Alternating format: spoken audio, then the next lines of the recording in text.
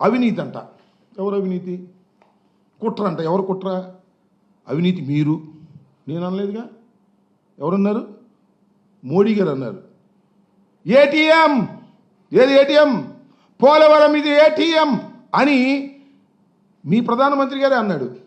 Fund ఇచ్చి ఆయన అన్నాడు. అవినీతి ఎవరిదండి? మాదే మీదే? మీరు పూర్తిగా అవినీతి చేశారు, పూర్తిగా అన్యాయం చేశారు, అవగాహన రాహిత్యం చేశారు. సందు దొరికింది కదా అని చెప్పేసి జగన్మోహన్ రెడ్డి గారి మీద, వైఎస్ఆర్ కాంగ్రెస్ పార్టీ మీద బురద జల్లేటటువంటి కార్యక్రమాలు మీరు చేస్తున్నారు. ఇది తగదని కూడా ఈ సందర్భంగా నేను చెప్పదలుచుకున్నా. కేంద్ర ప్రభుత్వం ఫేజ్ 1 కింద 12,157 కోట్లు శాంక్షన్ చేసిందని చెప్తున్నారు. నిజం. దానికి కారణం వైఎస్ఆర్ కాంగ్రెస్ పార్టీ. గర్వంగా చెప్తున్నా. మేము కింద నుంచి ఫైల్ నడిపి జస్ట్ బిఫోర్ ఎన్నికలకు ముందు క్యాబినెట్లో పెట్టాల్సింది. అప్పటికి ఏలియన్స్ కుదిరింది వీళ్ళకి. వెళ్ళి లబోదిబో మీరు క్యాబినెట్లో పెట్టమాకండి, ఇప్పుడు దీన్ని శాంక్షన్ చేయమాకండి, శాంక్షన్ చేస్తే జగన్మోహన్ రెడ్డి గారికి మంచి పేరు వస్తుందేమో, ఓట్లు పెరుగుతాయేమో అని అడ్డం పడ్డారు. ఆపారు. సరే, అడ్డం పడ్డారు, ఆపారు. మొన్న శాంక్షన్ చేసుకున్నారు.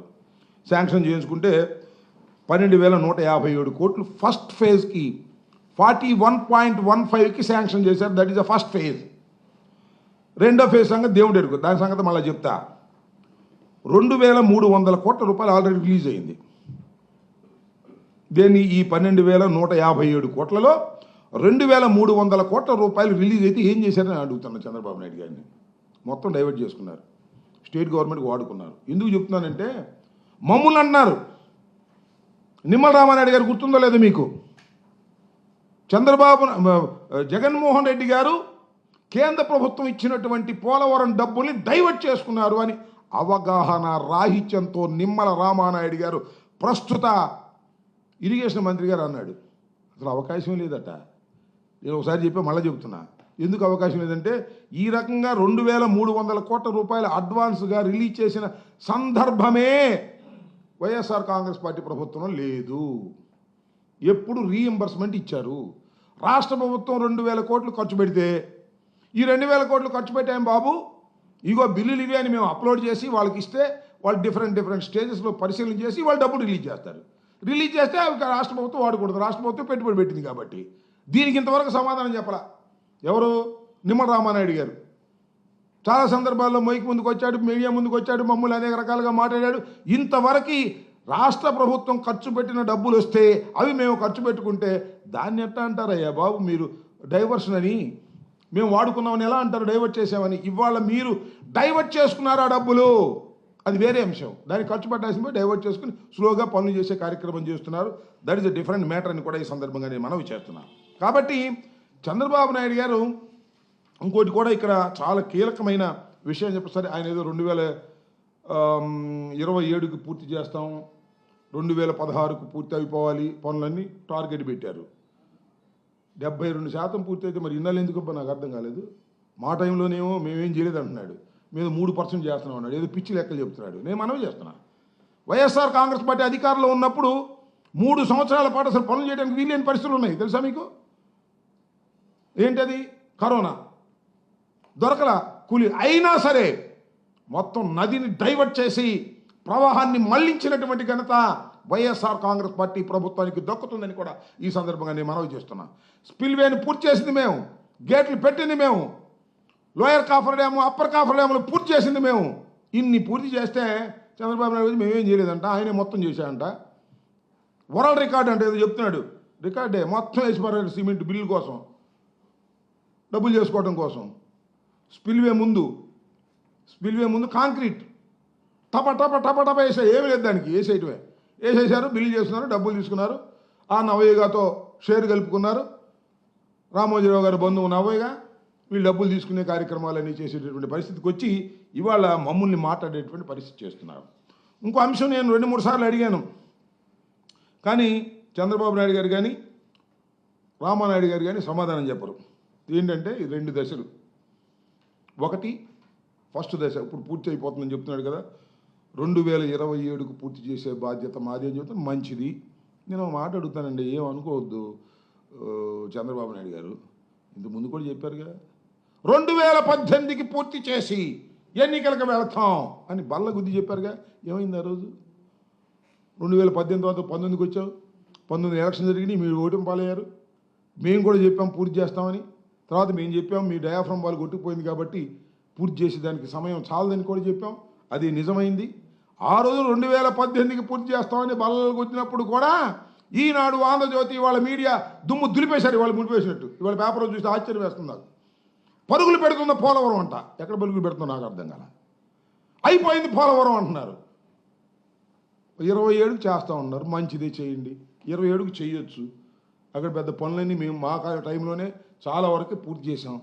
మ్యాక్సిమం చేయాల్సింది డయాఫ్రమ్ వాల్ని కంప్లీట్ చేసి దాని మీద ఎత్తకం రాక్ ఫిల్లింగ్ డ్యామును పూర్తి చేస్తే ఖచ్చితంగా నీళ్లు నిలబెట్టి నీళ్ళని 2 కాలువలకి వదలడానికి అవకాశం ఉంటుంది. This is the fact.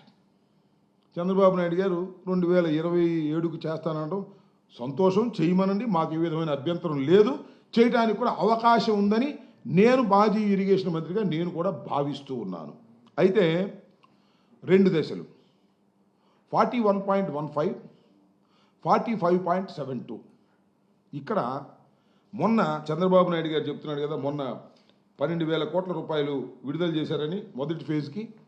ఇక్కడ జరిగినటువంటి కుట్రనండి. చంద్రబాబు నాయుడు గారు పాపం కేంద్ర ప్రభుత్వంతో భయపడి అంగీకరించాడో తెలియదు నాకు, లేకపోతే మోడీ గారు చంద్రబాబు నాయుడు గారు మాట్లాడుకుని చేశారో నాకు తెలియదు.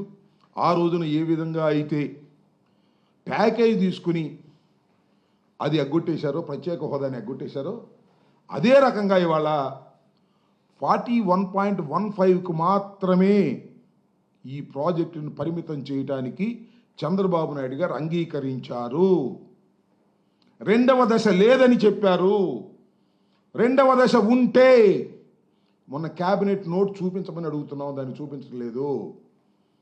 ఈ మొదటి దశతోనే పూర్తి చేసేసి మళ్ళా రీహాబిలిటేషన్కి దీనికి ఇవ్వాల్సినటువంటి 30,000 కోట్లు ఎగ్గొట్టేయాలని చెప్పేసి సింపుల్గా తప్పుకోవాలని కేంద్రం నిర్ణయించుకుంది.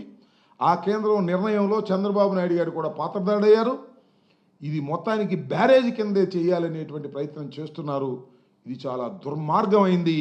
పోలవరం నిర్మాణం ఆశించింది ఇది కాదని కూడా ఈ సందర్భంగా నేను మనవి చేస్తున్నా.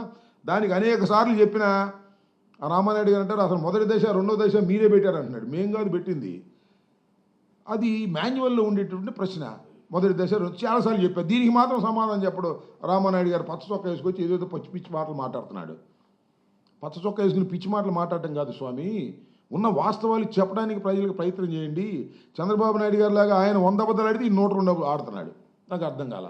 ఇట్లా అబద్ధాలు ఆడేటటువంటి కార్యక్రమం చేయటం చాలా దుర్మార్గం అని కూడా ఈ సందర్భంగా నేను మనవి చేస్తున్నాను.